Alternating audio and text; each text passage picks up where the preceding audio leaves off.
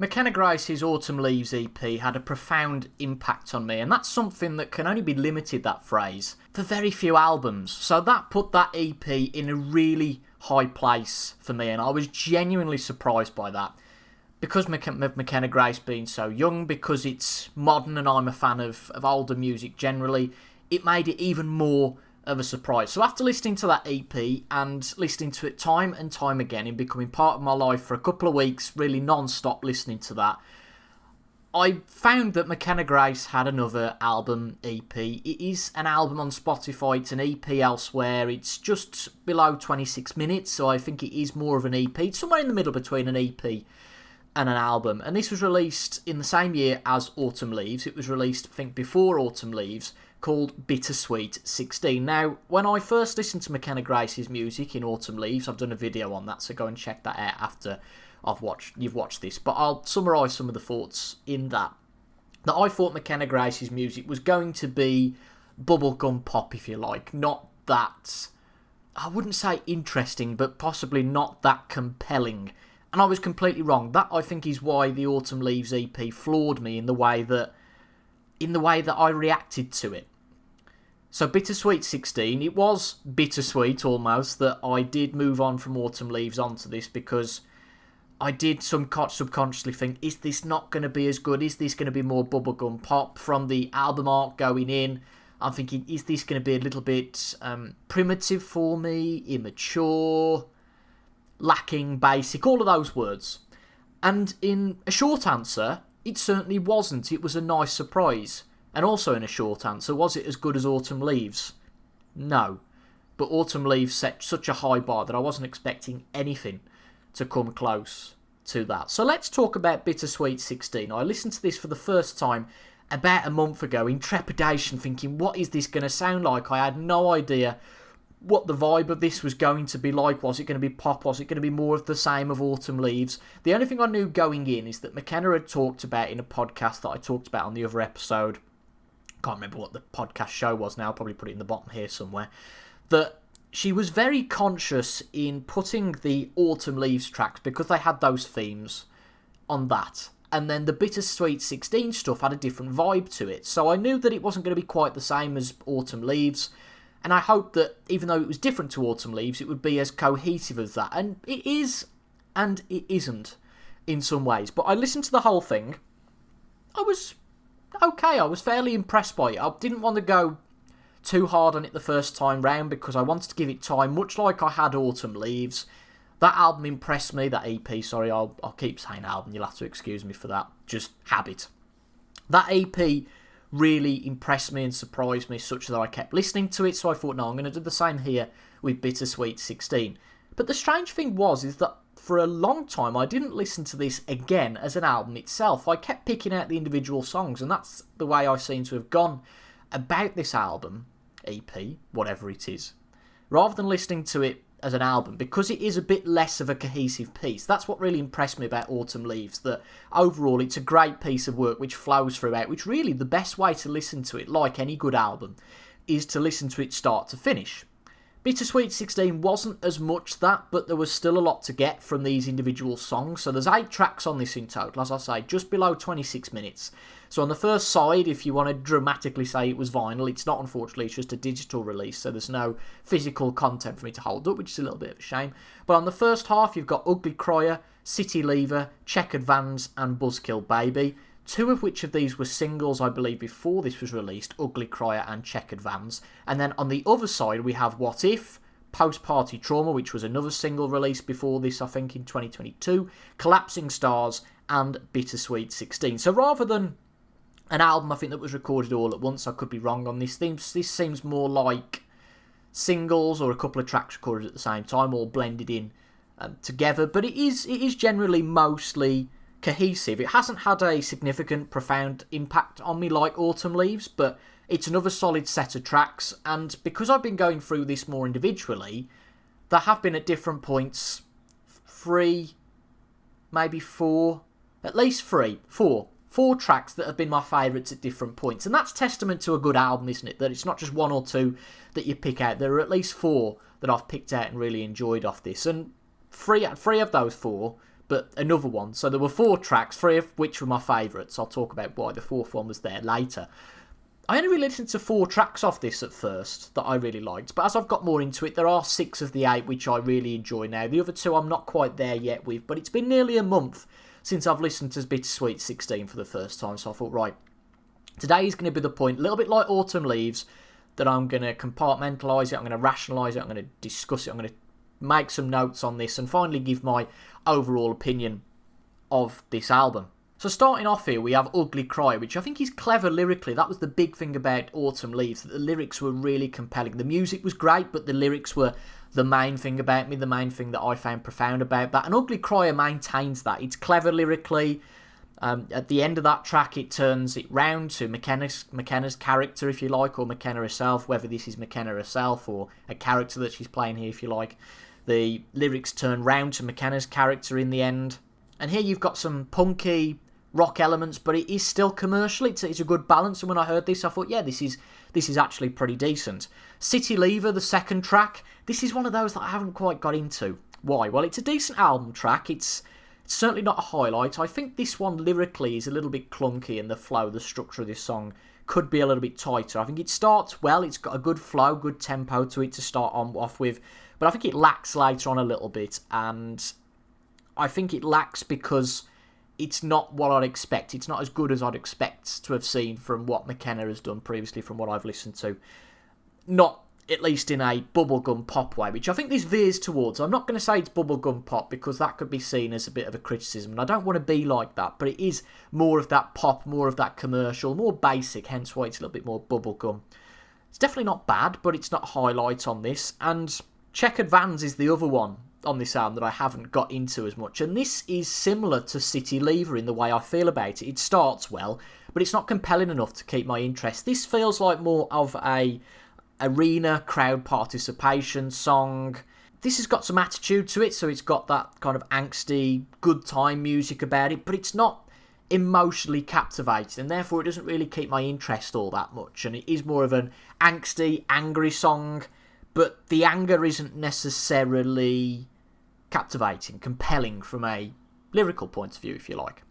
Buzzkill Baby is my recent most played, so I talked about 3 of the 4. This wasn't one of them, actually, first off. So it was the 3 last tracks, Post-Party Trauma, Collapsing Stars, Bittersweet 16, and Ugly Cry that I played the most first.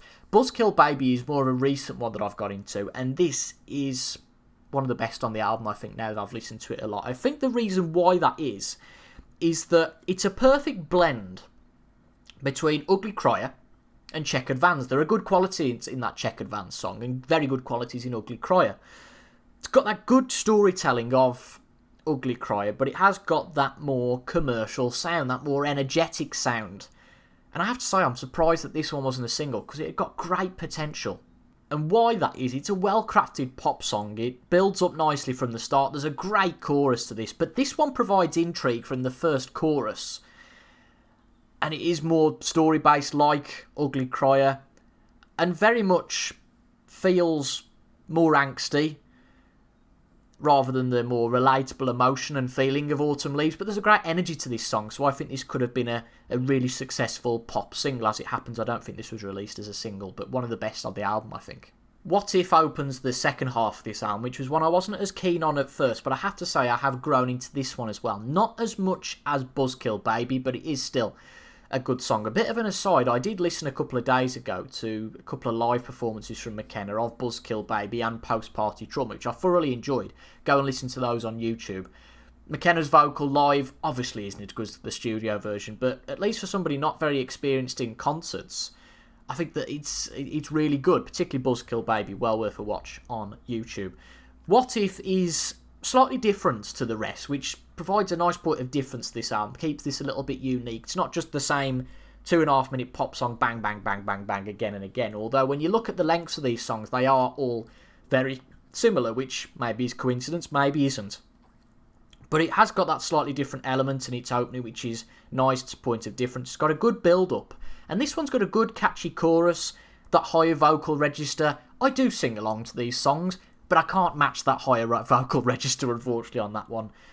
But again, a different value here to what's on Autumn Leaves and on some of the other tracks. This is decent lyrically. Better lyrically, I think, than the likes of City Leaver. But it's good musically, so it's got that good musical quality to it. I was more captivated by the lyrics on Autumn Leaves, more so the music here, right from an energetic, punky rock perspective. That leans very much more into my rock influences there, which is great. And I've talked before, and I didn't think this music would bring up this conversation, that it is difficult to say what's most important sometimes. Is it music? Is it lyrics? I think you've got to have a bit of both. You can't have lyrics that are dreadful and the music carrying things. It's got to be a blend of the two. But I think there are some people that would say music, the sound is most important. There are your arguments for both, of course there are. Post-Party Trauma is a brilliant blend of the two. This was my first favourite of this album when I listened to this for the first time. And the reason why that is, I think, is that this is the closest to the vibe that's on Autumn Leaves. It's a little bit more acoustic, this one. It's more melancholic. You've got the piano on this one. There's a great vocal on this. And this is a brilliant halfway house, I think, between Bittersweet 16, the themes that are on here. Because it still does relate. And Autumn Leaves. This one was a single, I think, from 2022, so whether this one wasn't entirely relatable to Bittersweet 16, maybe this was closer to Autumn Leaves in when it was recorded, because I know that Mckenna had the Autumn Leaves tracks for about 12 months, so that does lean into the fact that maybe this song was recorded, or at least thought of, in that similar time, but wouldn't really fit on Autumn Leaves. Just guessing, I could be completely wrong. The only thing I'm not wild about is the midsection, but you're really rewarded for staying on here because there's a massive, dramatic crescendo building up what I think in my mind is that anxious feeling that Mckenna's talking about, that social anxiety, and that is great. And this certainly isn't simple bubblegum pop, far from it. It's really got that emotion to it, and this is a great track. And this album ends very well because you've got Collapsing Stars, the penultimate track. I've played this one and again as well. This is another one that's been my favourite. There's so much to enjoy here. I really am trying so hard not to be mad. And then it goes soft. And then it goes heavy once again. Then it goes soft. And it's more that heavy going towards the end of the track. But it's that really nice blend, that nice interplay that I just wanted to hear in my ears and keep coming back to. That was the best part about this song. The storytelling actually here, which is one of the main qualities I've talked about why I like Mckenna's music, isn't necessarily as strong here, I don't think. Decent at least, but there's a great flow to this one, as I've talked about musically, to keep me interested, and it only grows and grows throughout before the conclusion of the song. It's got that energy again, a little bit like Buzzkill Baby, that I'm really longing for and can go back again and again for on this album. And then this ends, album, EP, whatever. This one ends with the title track, Bittersweet 16, and I found that when I was listening to Collapsing Stars, this one was the perfect antidote to that. It was the perfect blend to end the album, and also after Collapsing Stars, so really good end to the album. This just feels like a good, gentle way to close, almost a reflection. Again, I might be looking into it too much here, but this really feels like good attention to detail in the way that this album closes. In fact, in the way the album opens as well. It opens well, it closes well. This one very much is more of a reflection, a nice way to end the album, reflecting on what's come before, the insecurities, anxieties, and experiences which ultimately make the age of 16 bittersweet. So, a thumbs up for me on Bittersweet 16. When I compare it to Autumn Leaves, that's what I'm going to do here, because I had no comparison point when I listened to Autumn Leaves, apart from the Twisting the Knife single from the Scream film. Autumn Leaves is a more complete piece of work. It is shorter, so it has more opportunity to do that, to stay a more complete, cohesive, one singular piece of work. The attention to detail in that, the themes, the constant themes in that, the emotion of that EP. This is more, and again, this isn't necessarily of a criticism, but more of a description. More of a bubblegum pop album, but it's got punk elements, it's got rock elements. It's still maintaining, though, that storytelling, the emotion that makes this music interesting. But I do find more musically than lyrically in some of these songs, because the lyrics in some ways can be lacking, but the music's really interesting as well. But it's still the lyrical content that really does it for me here. Songs like the title track, songs like Post-Party Trauma, songs like Ugly Crier. So if I was to compare this in a couple of words to Autumn Leaves would be excellent. although I haven't gone back to Autumn Leaves much after listening to it. I think you do that with any sort of music that you really enjoy. There's only so much you can listen to it without... You start... I didn't get to start to get overexposed, but I was conscious of doing that, of getting overexposed, so I stopped doing that. Bittersweet 16, I'd call it at least solid. Certainly better than I thought it would be. And unfortunately, that ends the album EP journey of Mckenna Grace so far. Because the only other thing that Mckenna Grace has got, I'm just having a quick look through her Spotify page now, because there aren't the physical albums out there. There's the Bittersweet 16 album, there's the EP of Autumn Leaves, and there's a catalogue of, I think there's about maybe 10 or 12 different standalone singles, so that will be where I go next, I think.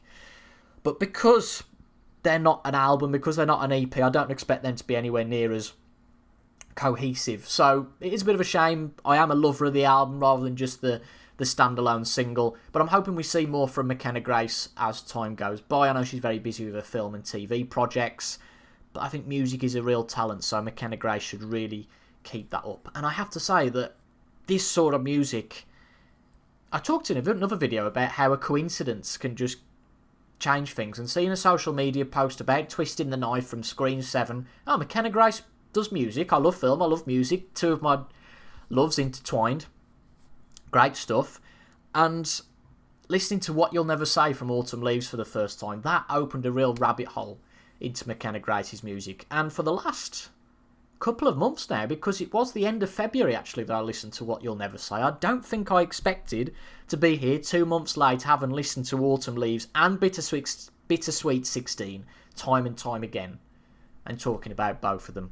As I said earlier on in the video, there is another video I did earlier on which really waxes lyrical about Autumn Leaves. I haven't got enough good to say about that, really. That was a real tremendous experience for me. But this one, again, is a solid album, and maybe I'll move on to something else and hopefully have more enjoyment with the singles, but I'm a little bit more concerned that they aren't going to be as cohesive as I first thought.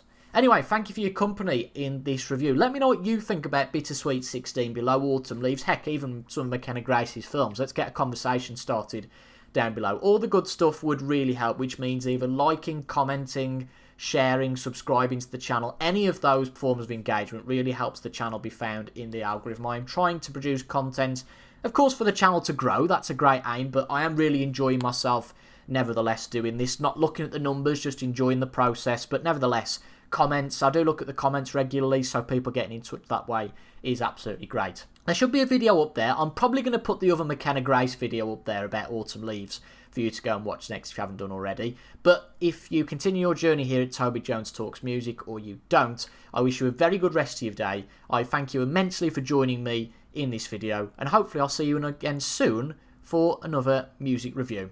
Thank you and goodbye.